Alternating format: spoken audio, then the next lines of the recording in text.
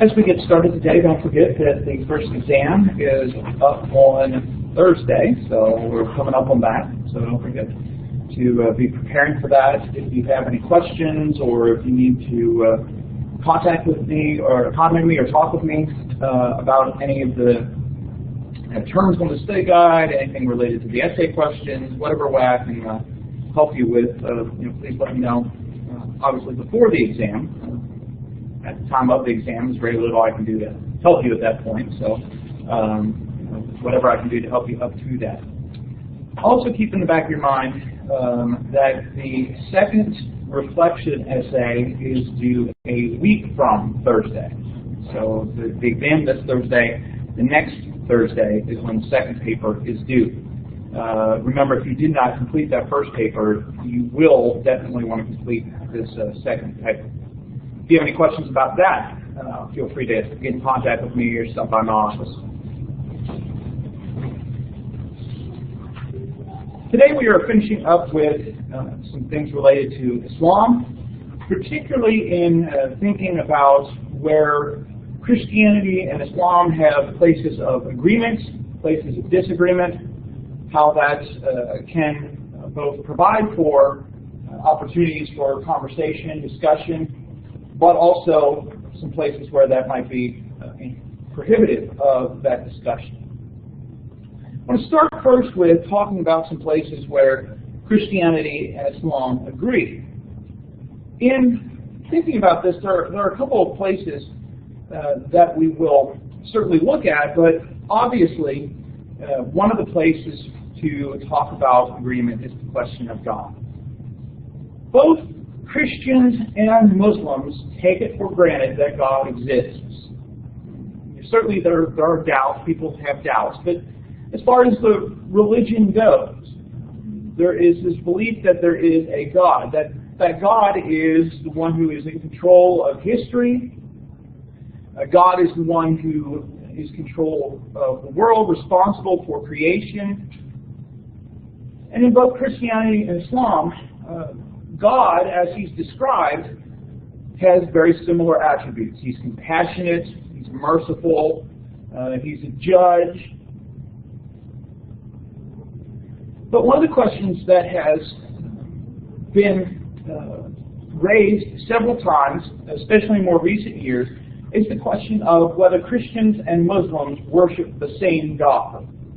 And we addressed that briefly early on, noting that most recently, as far as a very public case of a professor at a rather conservative Christian university who was suspended because of her claims that Muslims and Christians worship the same God. There were attempts to fire her, though she had tenure, based on this theological position. Ultimately, the issue was resolved this past weekend with a confidential agreement. Very interesting what's in this agreement. A confidential agreement that the two would kind of mutually part ways.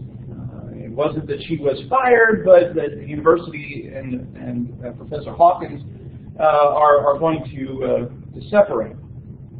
So sometimes something that can have some real consequences when you make the claim that Muslims and Christians worship the same God.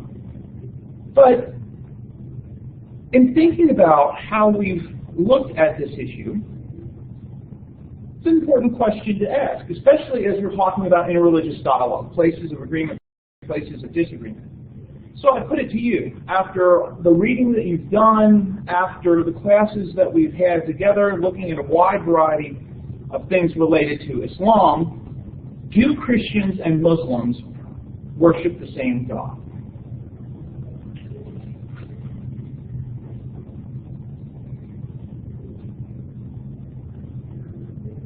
That's not a rhetorical question. I'm looking for some response.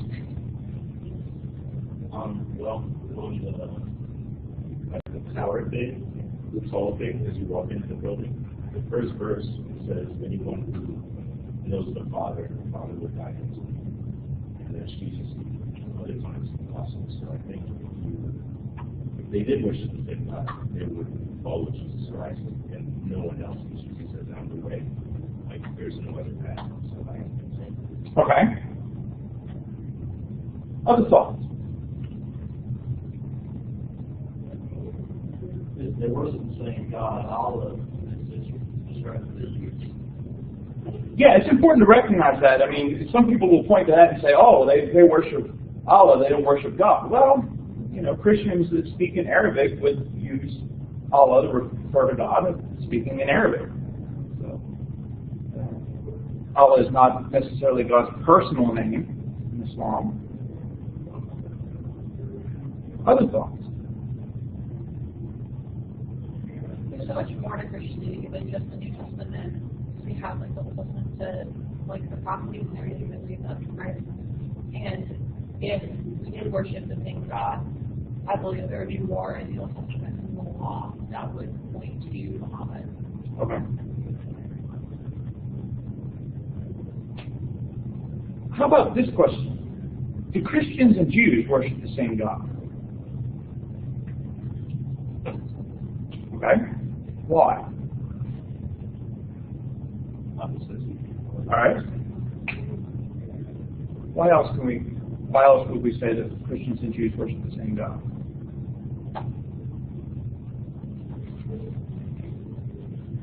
Even in the Old Testament, there's like a couple of times where Jesus shows up. Like in the book of Daniel, chapter 3, like, the angel of light is referred to as the one God. And so that's like about Jesus. So even though they don't recognize Jesus as the Messiah, they're still waiting for the Messiah. They're still the same God, whether they like recognize it. Other thoughts about whether Jews and Christians worship the same God? That God, if you're a Christian and you think that God is made of three parts, then you can't not believe in like one of his parts. Like they're all equal. They all equal God. So you don't believe that Jesus is the Messiah or part of God. Okay. So we have this kind of sticking point both ways. Jesus, right? Jesus is kind of the sticking point. Whether whether you're going from the standpoint of Judaism, Christianity, or Christianity, Islam, or backwards, or however we want to look at it, right? Jesus seems to be the issue of we have to understand how does Jesus fit into this question in order to say, yes, it is the same God, no, it's not the same God. Going from Judaism to Christianity, because Christianity has that tradition of, the Bible for Christians is Old Testament and New Testament.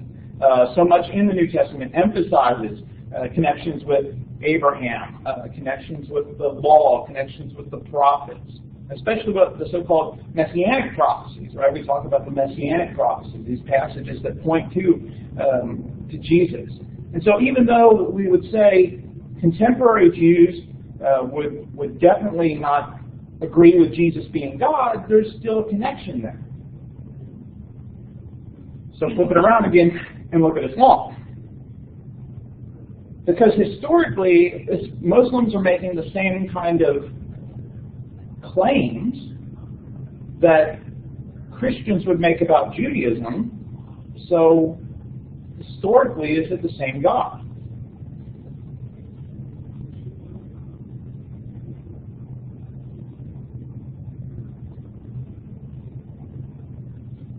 Because if we would say, even though contemporary Jews don't believe in Jesus as the Messiah, Jesus as the Son of God, it's the same God, Muslims don't believe that Jesus is the Son of God.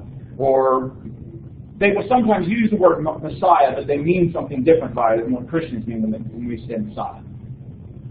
So is it the same God that way?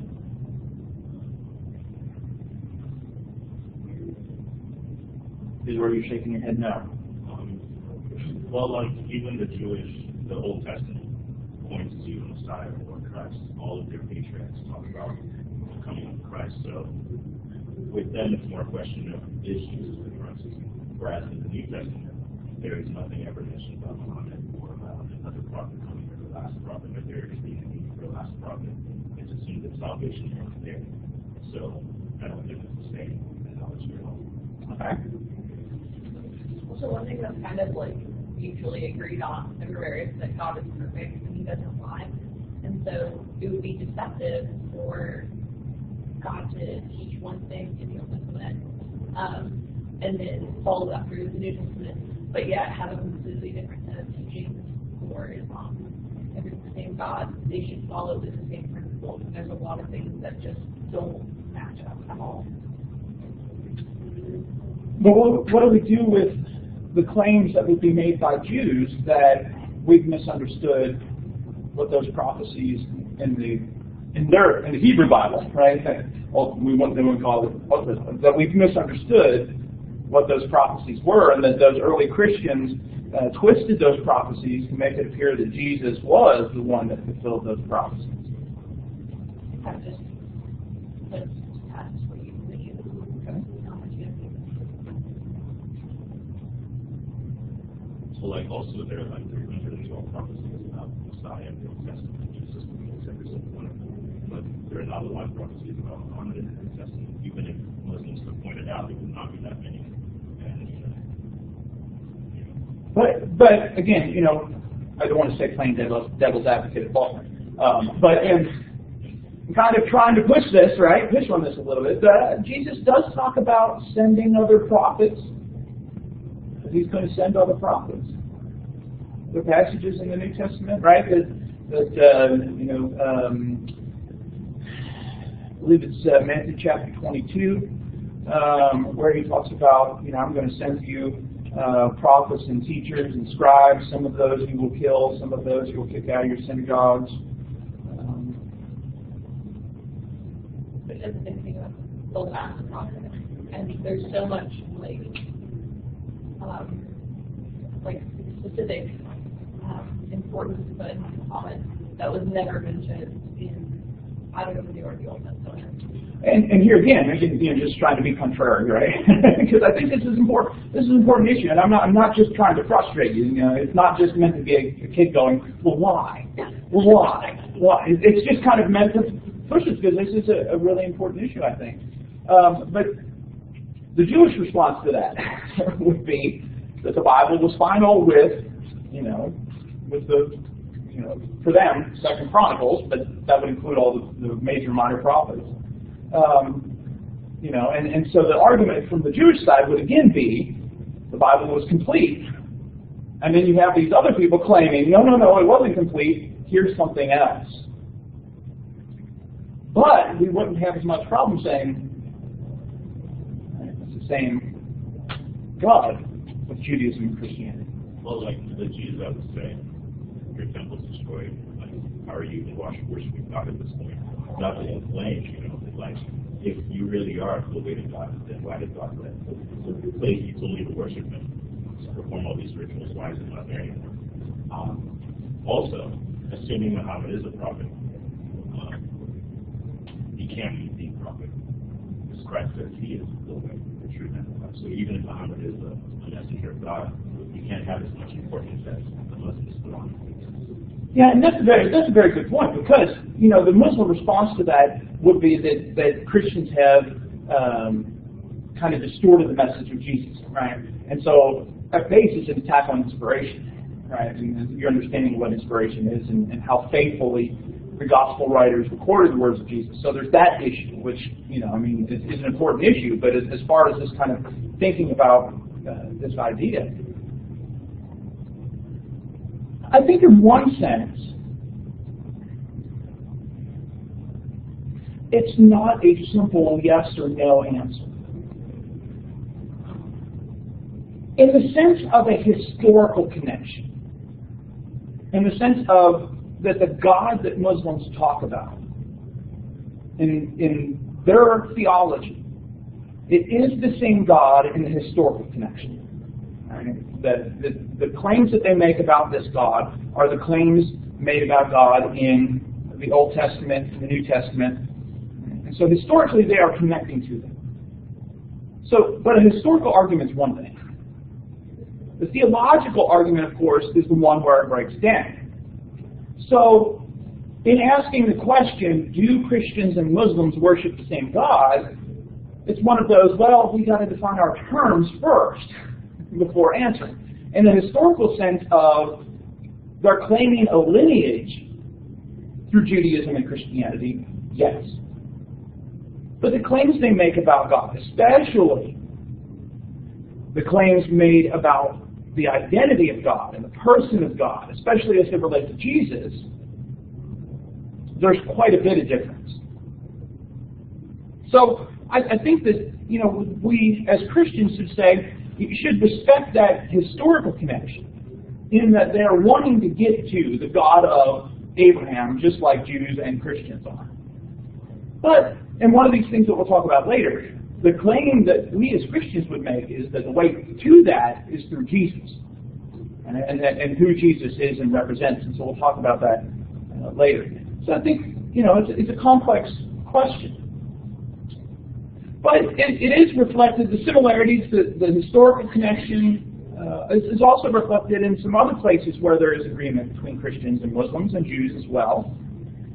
The actions that are ascribed to God in the Quran are the same kind of actions ascribed to God in the Bible, or similar, not comprehensively, but things like God created the earth in 6 days, that He's responsible for the creation of human beings, that there is a coming time of judgment, and that at that judgment, God will be the judge. Other places where God sends prophets, calls for worship. These two are places where there's an agreement on things that God does. There are other places of agreement as well. Some of the concepts used to describe God, some important terminology, things like righteousness, forgiveness, other things we've talked about already, the belief in Satan, the belief in angels. Muslims have even addressed similar theological questions as Christians have addressed throughout the centuries as well. What's the relationship between faith and good works? And if you know much Christian history, that's been a big question. How do these two relate, especially in the question of salvation? Right? And so Muslims have faced very similar debates. The question of free will and predestination. Do human beings have total free will, where we can choose of our own accord salvation, right, to follow God, or has God predestined some for salvation and some for damnation? One of the places that I really find interesting between the Bible and the Quran are the shared narratives. There's a lot of overlap in the stories being told.